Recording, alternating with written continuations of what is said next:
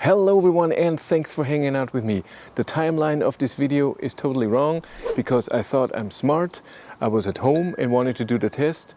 Walter, my Id.3, was here, and so I thought I'd do the test because it's closer, and then I come here, film the intro and then drive the Id.3. But of course I drove the Id.3 without filming the intro, and now it's a few hours later and I'm doing the intro now. So it's gonna be bright, so daylight when I drive the Kona later or before, you know. Ooh, time travel.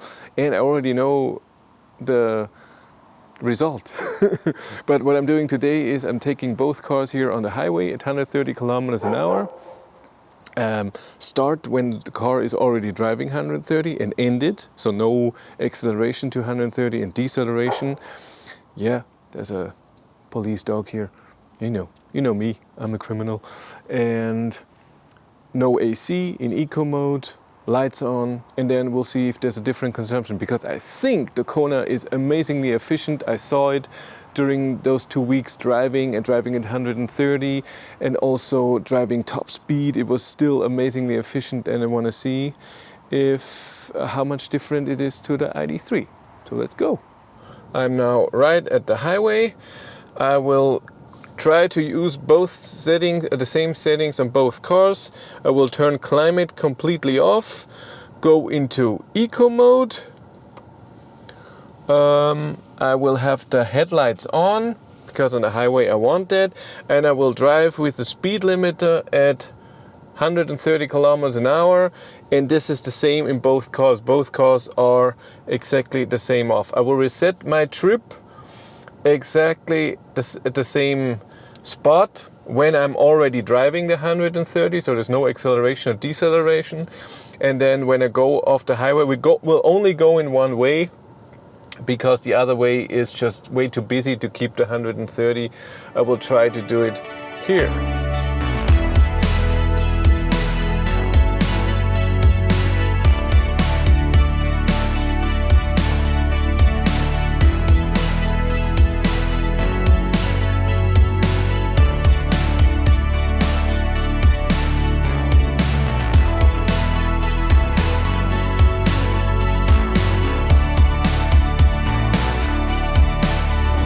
I'm on my way, driving 130, but with cruise control, because speed limiter, even set to 130 when you floor it without pressing the accelerator button. You know, when you press the accelerator fully, you can then press a button. Even without that, you're driving, the car went faster than the 130. I did it before I reset my trip, and so I couldn't use it. Just not possible. So I'm doing it like this, cruise control, and I should turn off the adaptiveness, but I can't do that with the Id.3. So maybe I just leave it. I will try to keep constant speed. Consumption so far is amazing, but it's going up. It should be around 190. Climate is off. I'm in eco mode. Lights are on. Let's go. I don't know how far I will go. I'm guessing, I don't know, 20-30 kilometers. We'll see.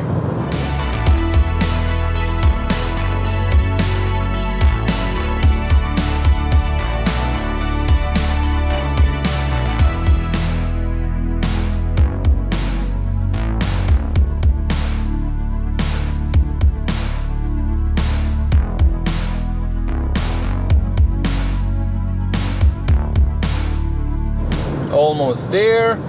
This is my sign there, the Autohof, because that's the exit. And there we are. 134, 22.1 kilometers. Okay, took me 10 minutes. Of course, a kilometer back, there was so much traffic and someone was passing slowly.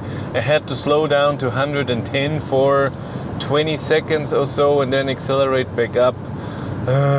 And this is not the consumption that the car will have at 130. I was just going in one direction, so there could be an elevation change, it could have been downhill. This is not a consumption test, this is a comparison. I will now get the Id.3, drive back first, get the Id.3 and drive the exact same route in hopefully the same conditions. Maybe I even slow down to the 110 if that doesn't happen for those 20 seconds. Okay, now I'm in the Id.3 and problem, or good for me, the first over-the-air update of my Id.3, which is 3 weeks late, just started. It's downloading now. And with the first update, the camera module is being updated, and because this is happening in the download phase, all assist systems are gone, and so I cannot use cruise control right now. But I will still do the test, because if I do it another day, then the conditions might be totally different. I mean, it's already colder than it was with the Kona, but I'm not using any climate. And the Kona will be picked up in a few days. I won't have time to do that again.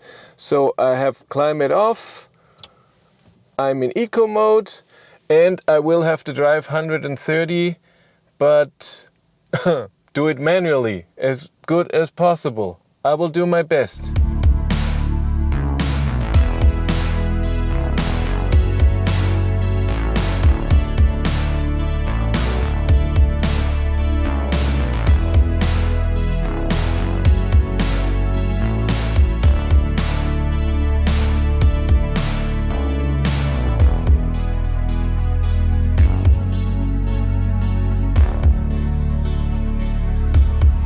Okay, I'm on my way, and oh my god, this is work to stay at the 130 constant. I reset my trip. I did really well.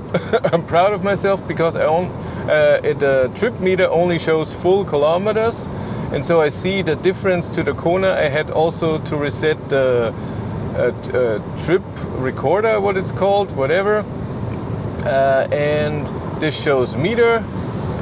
And this is in here. This is my odometer, this one here.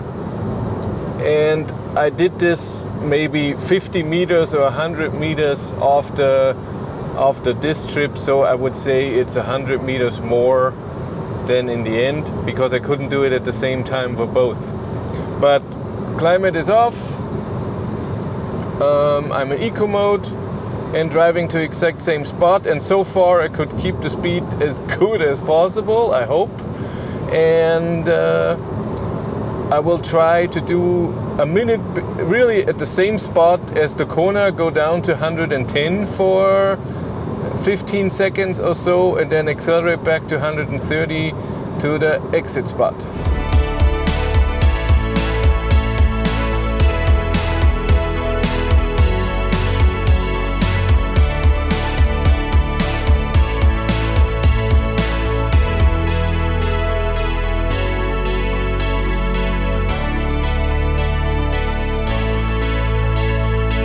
There's our spot, and 130, and how many kilometers? 22.2. And I drove 115 for a few seconds here, and before I had to slow down to 120 because cars were passing. So I think it was pretty much the same, and that's cool. I have to look what the difference in kilometers was.